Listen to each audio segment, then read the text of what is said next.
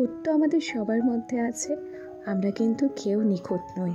তবুও এই সমাজে কিছু কিছু নিম্ন মানসিকতার মানুষ আছে যারা শুধু অপরের কাজে দোষই ধরে বেড়ায়। জানো তো, এমন কিছু মানুষ আছে যারা সামনে থেকে আমাদের সঙ্গে খুব ভালোভাবে মেশে, কিন্তু সেই মানুষগুলোই আমাদের পিছনে আমাদেরকে হিংসে করে। আসলে কেউ যদি কোনো কাজে সফলতা পায় কিংবা এগিয়ে যায়, খেয়াল করে দেখবে যে পাড়া প্রতিবেশীদের খুব একটা সহ্য হয় না। এই ধরনের মানুষগুলো কখনো বন্ধু হতে পারে না। আসলে এরা কোনো ভালো মানুষের বন্ধু হওয়ার যোগ্যতাই রাখে না। যাই হোক, অনেক গল্প অনেক কথা হবে তোমাদের সঙ্গে। তার আগে চলো নিজের পরিচয়টা দিয়ে নিই। নমস্কার, কেমন আছো সবাই? আমি রিমি। আজকে আমার আরও একটি নতুন ব্লগে তোমাদের সবাইকে অনেক অনেক স্বাগত জানাই। ব্লগটি আজকে সকাল সকাল শুরু করেছি। সকালবেলা উঠে বাসি কাজকর্ম সেরে ঘরের দরজায় আমি কিন্তু জল দিয়ে নিয়েছি, যেটা আমি প্রত্যেক দিনই করি। তবে সব দিন হয়তো এগুলো তোমাদের সঙ্গে শেয়ার করা হয়, আবার সব দিন হয়তো করাও হয় না। ছেলেটাও উঠে গেছে, ওর মতো ও খেলছে। ঝটপট নিজে রেডি হব এবং সোনাকেও রেডি করে দেবো, কেন কি সকালবেলা ওকে আজকে পড়াতে আসবে। আজকে যেহেতু ওর স্কুল নেই, তাই সকালবেলা ওর ম্যাডামকে বলেছি যে তুমি এসে পড়িয়ে যেও।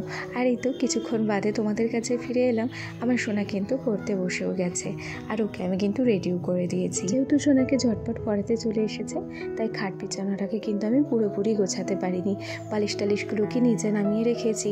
যখন ওর পড়া শেষ হয়ে যাবে, ম্যাডাম যখন চলে যাবে, ঠিক তখনই আমি বিছানাটাকে গুছিয়ে রাখবো। আচ্ছা, এটা আগের দিনের ব্লগটা শেয়ার করছি। আগের দিন যখন ওই মাসির ননদের বাড়ি নিমন্ত্রণ খেতে গিয়েছিলাম, হয়তো কোনো বাচ্চার জন্মদিন কিংবা অন্নপ্রাশন হবে, সেই জন্য কত কার্টুন করেছিল। আর এই টেডি বিয়ারের সামনে আমার সোনা খুব সুন্দর করে নাচছিল, জানো তো। আর আমার ছেলেও টেডি বিয়ারকে দেখে খুব খুশি হয়েছিল। সেই মুহূর্তটাই আমি ক্যামেরাবন্দি করে রেখেছি। আসলে বাচ্চা কাচ্চা কার্টুন দেখলে খুব খুশি হয়, জানো তো। একটা সত্যি কথা কি জানো তো, এই শৈশবটাই সবচেয়ে সুন্দর সময়কাল। এই শৈশবকালে না এদের মধ্যে হিংসে থাকে, না কারোর প্রতি রাগ থাকে, না কেউ এগিয়ে যেতে চাইলে তাকে পিছিয়ে দিতে চায়। শৈশবকালে এদের মধ্যে থাকে শুধু ভালোবাসা, আনন্দ আর খেলাধুলা। আর বড় হওয়ার সাথে সাথে জানি না মানুষের মনে কী হয়, মানুষ কেন মানুষকে এত হিংসে করে, আমি কিন্তু বুঝে পাই না। সত্যি কথা বলি, আমি যে কটা মানুষের সঙ্গে মিশি না কেন, আমি প্রত্যেকটা মানুষের সঙ্গে কিন্তু বিনা স্বার্থে মিশি। কারোর সঙ্গে বিশেষ কোনো শত্রুতা আমার নেই।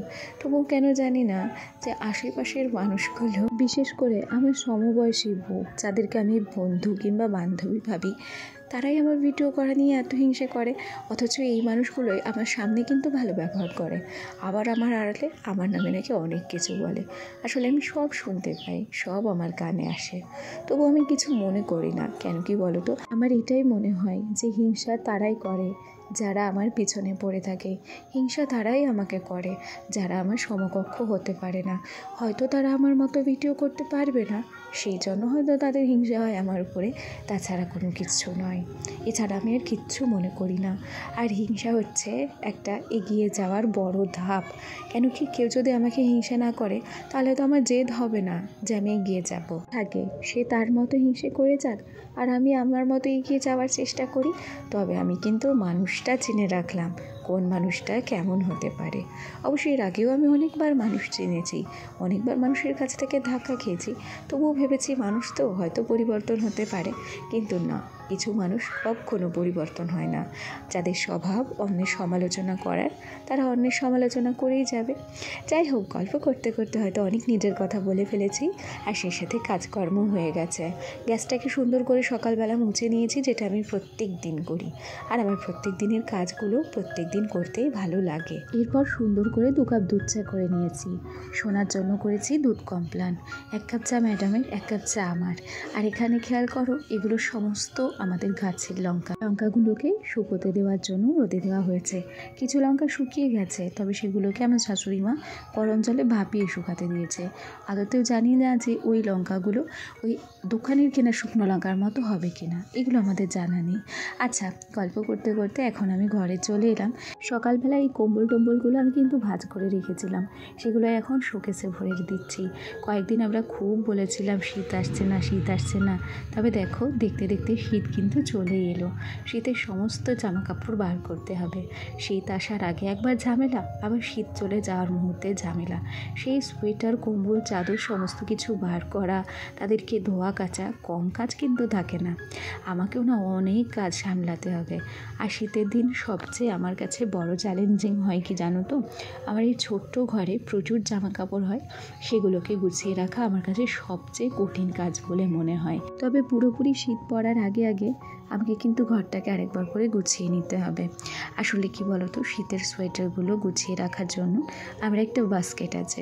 ওই বাস্কেটটাকে আমি আজকে খালি করেছি অফ ক্যামেরায়। এমনিতেই তো শীতের বেলা ছোট, তার উপরে সব কাজ ক্যামেরাবন্দি করতে চাইলে সময় যে কোথা দিয়ে বেরিয়ে যাবে জানতেও পারবো না।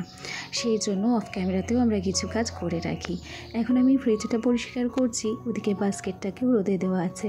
বাস্কেটটাকে সুন্দর করে মুছে নেব, তারপর সোয়েটার, চাদর, কম্বল সমস্ত কিছু বার করে নেব। আর কি করব জানো তো, যেগুলো আমার নিত্য প্রয়োজনীয়, মানে প্রত্যেক দিন শীতকালে আমার লাগবে, সেগুলো আমি বাস্কেটে ভরে রাখবো। ওই আলনা কিংবা আলমারিতে আমি রাখবো না। তাতে করে কি হবে, আমার আলনা কিংবা আলমারির আরও যে সমস্ত গোছানো জামা কাপড়গুলো রয়েছে সেগুলো অগোছালো হয়ে যাবে। তাছাড়া শীতকালের যে সমস্ত সোয়েটারগুলো আমার তুলে পেরে পরার জন্য, যেগুলো প্রত্যেক দিন আমাকে ইউজ করতে লাগবে না, সেগুলো আমি আলমারিতে আর আলনায় বেশ ভালো করে গুছিয়ে রেখেছি। আর ডেলি ওয়ারেরগুলো আমি একটা বাস্কেট আর সাইডে একটা বালতি দেখছো ফ্রিজের কর্নারে, ওখানে রেখে দেব। এভাবে করে গুছিয়ে রাখলে আমার এই একটা ঘর কিন্তু কখনো অগোছালো হবে না। আসলে ঘর যদি একটা হয় তাহলে গুছিয়ে গাছিয়ে রাখার ক্ষেত্রে একটু বুদ্ধি খাটাতে হয় জানো। আচ্ছা, তোমাদের সঙ্গে গল্প করতে করতে আমি কিন্তু বেশ ভালো করে ফ্রিজটাকে পরিষ্কার করে নিয়েছি। তবে ফ্রিজের ভেতরটাও আর কয়েকদিন পরে ভাবছি পরিষ্কার করব। এই তো মাঝে একবার ফ্রিজটাকে পরিষ্কার করা হয়েছিল, সেটা আমি অফ ক্যামেরাতেই করেছিলাম। এবারও ঝটপট করে ফ্রিজের ভিতরটাকে পরিষ্কার করে নেব ঘনতর ঠান্ডা পড়ার আগে। তার আগে দেখো, আমার ঘরের পাশে যে লম্বা তক্তাটা রয়েছে, তোমরা কিন্তু কোনো দিন দেখোনি যে এই তক্তাটা কতটা লম্বা। এই তক্তাতে এক সাইডে আমার ঠাকুর থাকে আর এক সাইডে আমার ছেলের সমস্ত জিনিসগুলো আমি গুছিয়ে রাখি।